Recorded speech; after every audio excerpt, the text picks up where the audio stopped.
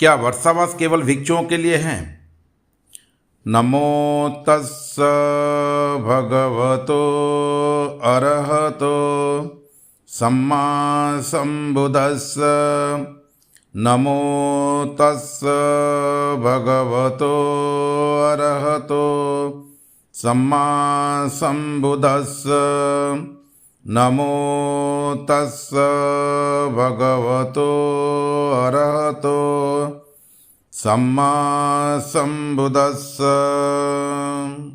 सदा वंदनीय पूज्य भिक्षु संघ, महाबोधिसत्व परम पूज्य बाबा साहेब डॉक्टर B.R. अम्बेडकर, श्रद्धा बुद्धि संपन्न धम्म उपासक उपासिका, धम्म दायक दायिका और सभी धम्म बंधु, नमो बुद्धाय। प्रज्ञा पारमिता फाउंडेशन द्वारा आयोजित 9वें दिवसीय वर्षावास धम्म साधना के दूसरे दिन आप सभी का हार्दिक स्वागत है। कल हमने जाना कि वर्षावास क्या है और भगवान बुद्ध ने इसकी स्थापना क्यों की। आज हम एक महत्वपूर्ण प्रश्न पर विचार करेंगे। क्या वर्षावास केवल भिक्षुओं के लिए है? क्या उपासक और उपासिकाएं भी वर्षावास का अभ्यास कर सकते हैं? यदि हाँ, तो क्यों और कैसे? प्रिय धम्मबंधु, भगवान बुद्ध का धम्म किसी एक वर्ग, जाति, देश या समुदाय के लिए नहीं है। भगवान बुद्ध ने संपूर्ण मानवता के कल्याण और सुख के लिए धम्म का उपदेश दिया। इसीलिए वर्षावास की भावना केवल भिक्षु संघ तक सीमित नहीं है। यद्यपि विनय के अनुसार वर्षावास का औपचारिक पालन भिक्षु संघ करता है, परंतु इसकी आत्मसंयम, साधना और आत्मविकास हर गृहस्थ के लिए समान रूप से उपयोगी है। आज का मनुष्य सुख चाहता है। हम सभी सुखी रहना चाहते हैं, लेकिन यदि हम अपने जीवन को देखें तो पाएंगे कि अधिकांश दुख बाहरी परिस्थितियों से कम और अपने चंचल, अशांत और अस्थिर मन से अधिक उत्पन्न होते हैं।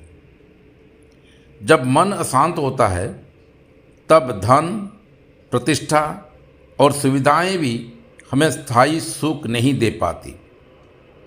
इसीलिए भगवान बुद्ध ने मन के प्रशिक्षण पर सबसे अधिक बल दिया।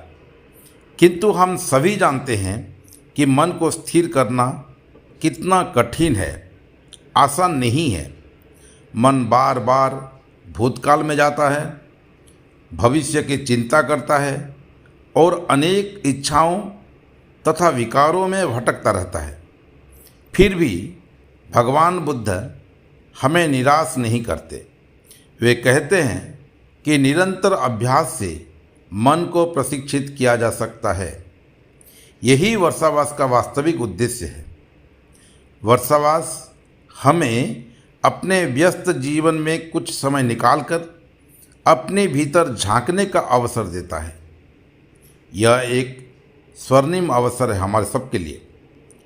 यह अपने जीवन को रोक कर देखने, स्वयं को समझने और धम्म के अनुसार जीने का एक स्वर्णिम अवसर है।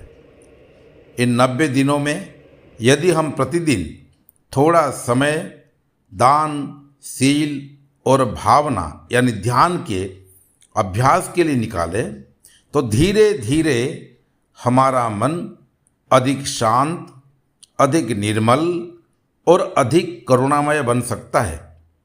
दान हमें उदार बनाता है, शील हमें चरित्रवान बनाता है और भावना यानी ध्यान हमारे मन को शुद्ध एवं स्थिर बनाती है। इसी त्रिशिक्षा के अभ्यास से हमारा जीवन बदलना प्रारंभ होता है।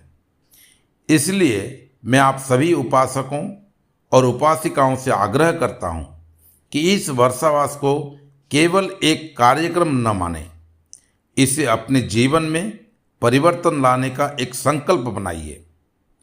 प्रतिदिन कुछ समय ध्यान कीजिए, पंचशील का पालन कीजिए, धम्म का अध्ययन कीजिए और अपनी श्रद्धा एवं सामर्थ्य के अनुसार भिक्षु संघ के चतुपच्चय में सहयोग देकर बुद्ध शासन की सेवा कीजिए। यही गृहस्थ जीवन में वर्षावास का वास्तविक अभ्यास है।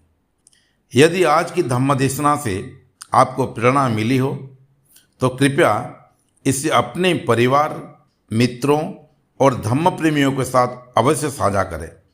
आइए हम सब भगवान बुद्ध के प्रज्ञा, करुणा और मैत्री के संदेश के वाहक बने।